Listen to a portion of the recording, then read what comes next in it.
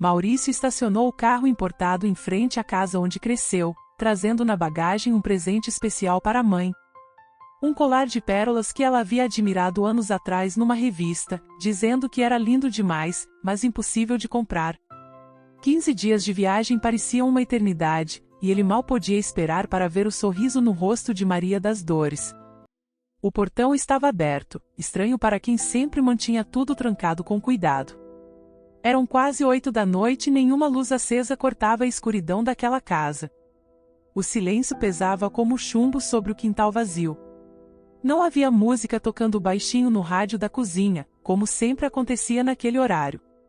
O cheiro de comida que costumava tomar conta do ambiente havia desaparecido completamente, substituído por um ar de abandono.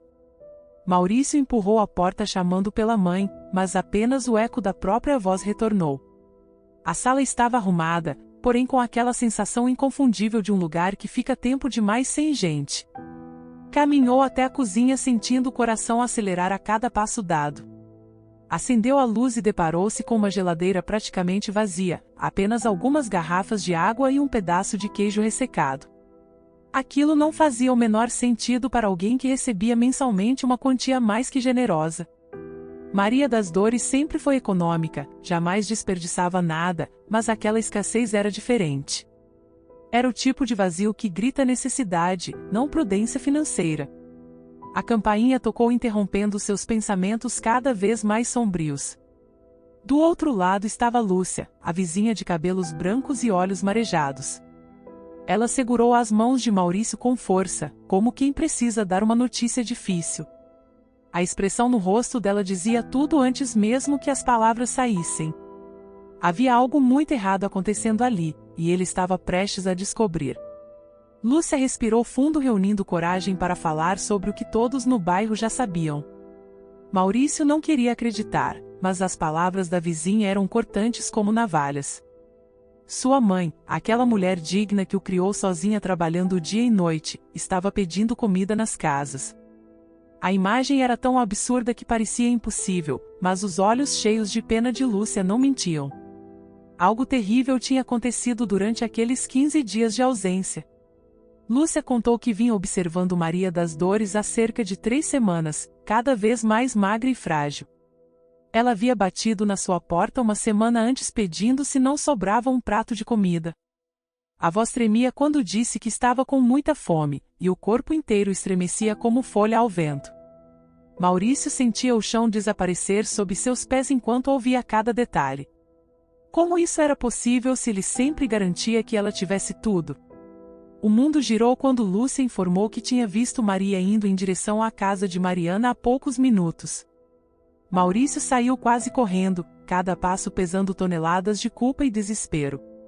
Virou a esquina e ali, sob a luz amarela do poste, estava a figura que destroçou seu coração. Aquela não era a mãe vibrante que ele deixara 15 dias atrás. Era uma sombra magra, curvada, segurando um prato vazio com mãos que tremiam de fraqueza. Maria das Dores virou o rosto devagar ao ouvir o nome sendo chamado. Quando seus olhos encontraram o filho parado a poucos metros, lágrimas brotaram instantaneamente daquele olhar cansado. O prato quase escorregou de suas mãos trêmulas, e ela deu um passo para trás. Era como se quisesse se esconder, como se tivesse sido flagrada cometendo um crime. A vergonha estava estampada em cada linha daquele rosto marcado pelo sofrimento. A voz que saiu dela era apenas um sussurro fraco e envergonhado. Maurício correu para abraçar a mãe, sentindo como ela estava absurdamente frágil nos braços. Os ossos eram visíveis através da roupa que antes ficava justa, mas agora pendia frouxa no corpo esquelético. Maria desabou em soluços que pareciam vir de um lugar muito profundo da alma. Eram lágrimas guardadas há tempo demais, represadas atrás de um sorriso falso ao telefone. Ela pediu desculpas entre os soluços, dizendo que não queria envergonhar o filho dessa maneira. Maurício sentia o peito apertar com uma dor que nunca havia experimentado antes. Mariana, a vizinha, trouxe sopa quente que Maria comeu devagar, mastigando cada pedaço com cuidado. Era o jeito de quem não vê comida de verdade há tempo demais. As lágrimas continuavam escorrendo pelo rosto dela enquanto aquela refeição simples parecia um banquete. Maurício pegou o celular da mãe, a tela rachada mal respondia ao toque. Quando finalmente conseguiu acessar, o estômago revirou violentamente diante do que encontrou. Dezenas de tentativas de ligação não atendidas, mensagens desesperadas que ele jamais havia recebido. Filho, estou com fome. Maurício, não tem comida em casa.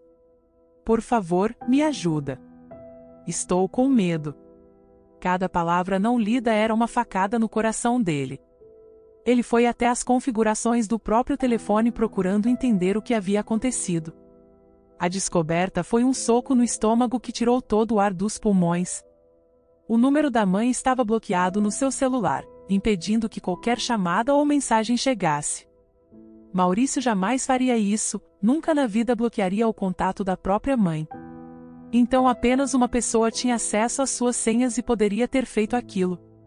Viviane, sua esposa, era a única que conhecia todos os códigos e tinha livre acesso ao telefone. Mas por que alguém faria uma coisa dessas com a própria sogra? Que tipo de crueldade era necessária para cortar a comunicação entre mãe e filho? As perguntas martelavam na cabeça de Maurício enquanto ele tentava processar aquela traição. Algo muito maior e mais sinistro estava acontecendo, e ele precisava descobrir toda a verdade. Mariana voltou trazendo uma sacola que colocou em cima da mesa com cuidado. Ela explicou que Maria havia lhe entregado aquilo para guardar há 2 semanas. Disse que não queria que Viviane encontrasse de jeito nenhum, havia medo real naquelas palavras. Maurício abriu e encontrou um caderno velho, um diário escrito com letra trêmula. Começou a ler e cada página era uma revelação mais devastadora que a anterior. A primeira entrada do diário trazia a data de 2 meses atrás. Maria escrevia que Maurício havia ligado perguntando como estava tudo, e ela respondeu que estava bem. Mentiu porque não queria preocupar o filho que trabalhava tanto para dar conforto a ela. A verdade era que naquele dia só havia comido pão velho encontrado no fundo da despensa. Viviane tinha dito que a feira estava cara demais e não dava para comprar muita coisa. Maurício virou a página sentindo as mãos tremerem descontroladamente. A entrada seguinte relatava 3 dias seguidos tomando apenas água e comendo bolacha. O estômago doía tanto que mal conseguia dormir à noite, mas não podia reclamar. Maria escrevia que não queria ser um peso na vida do filho que já fazia tanto. Preferia sofrer em silêncio a causar qualquer tipo de problema ou preocupação. A abnegação daquela mulher era tão grande quanto a dor que sentia.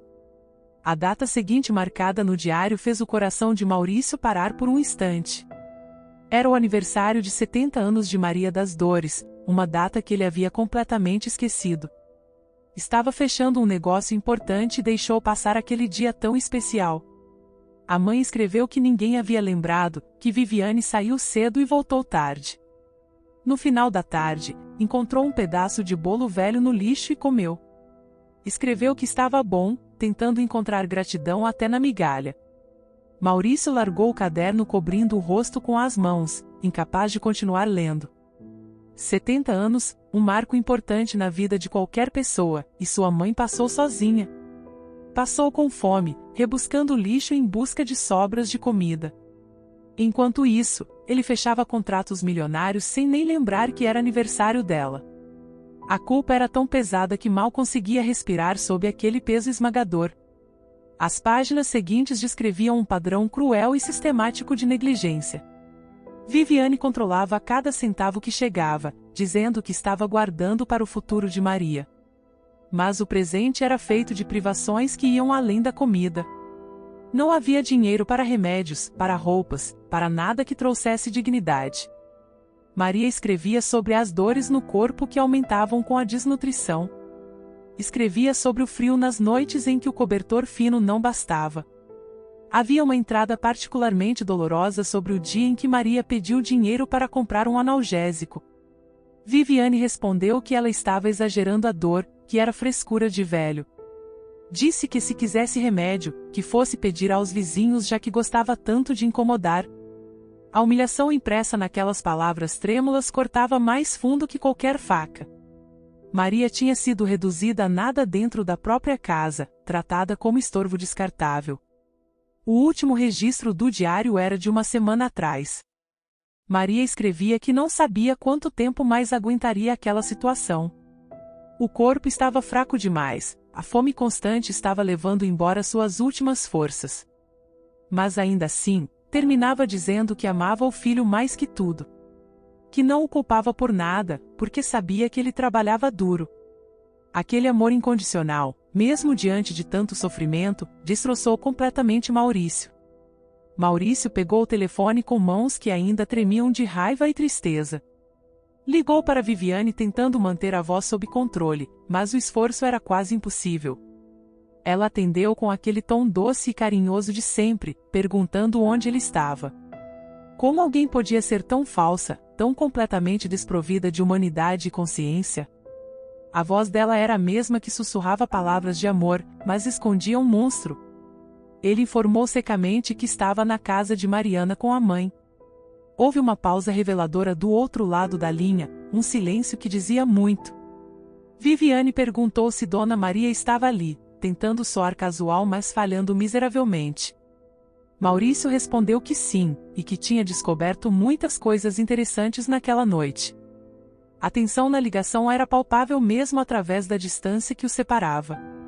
Viviane tentou se defender dizendo que não sabia o que Maria havia contado. Começou a sugerir que a sogra exagerava tudo, que era dramática por natureza. Maurício a interrompeu com voz gelada que ele mesmo não reconhecia como sua. Disse que a mãe não havia contado nada, não precisou contar absolutamente nada. Ele tinha visto com os próprios olhos, tinha lido com as próprias mãos. A verdade estava exposta e não havia mais como esconder. A voz de Maurício subiu quando descreveu a cena que encontrou. Sua mãe pedindo comida nas casas dos vizinhos como se fosse uma mendiga. Aquela mulher que o criou com dignidade, que trabalhou até os ossos para dar educação. Reduzida a implorar por migalhas enquanto a nora desfilava pela cidade ostentando luxo. Viviane tentou argumentar que ele não entendia a situação, que era mais complicado. Mas ele não queria ouvir desculpas ou justificativas vazias. Maurício exigiu que ela estivesse em casa em 20 minutos porque precisavam conversar. O tom não deixava margem para discussão ou adiamento, era uma ordem pura.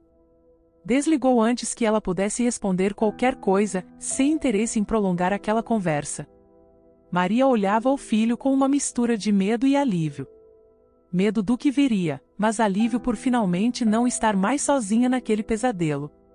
Eles voltaram para casa em silêncio, Maria no banco do passageiro segurando a mão do filho.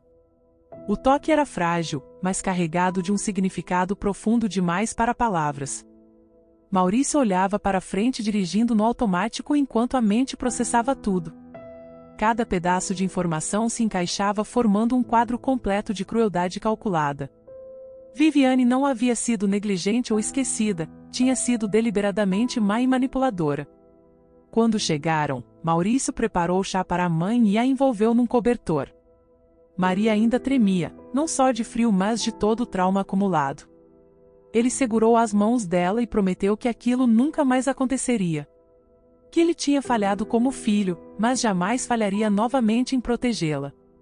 As lágrimas corriam pelo rosto de ambos enquanto esperavam Viviane chegar. A tempestade estava apenas começando, mas desta vez Maria não estaria sozinha para enfrentá-la. O vídeo do confronto no shopping explodiu nas redes sociais de forma viral. 2 milhões de visualizações surgiram na primeira noite, os comentários chegavam aos milhares. Pessoas do Brasil inteiro compartilhando histórias similares que aconteciam com suas próprias famílias. Minha avó passa por isso, meu pai sofre o mesmo, precisamos proteger nossos idosos. A história tinha tocado uma ferida nacional que sangrava em silêncio há gerações.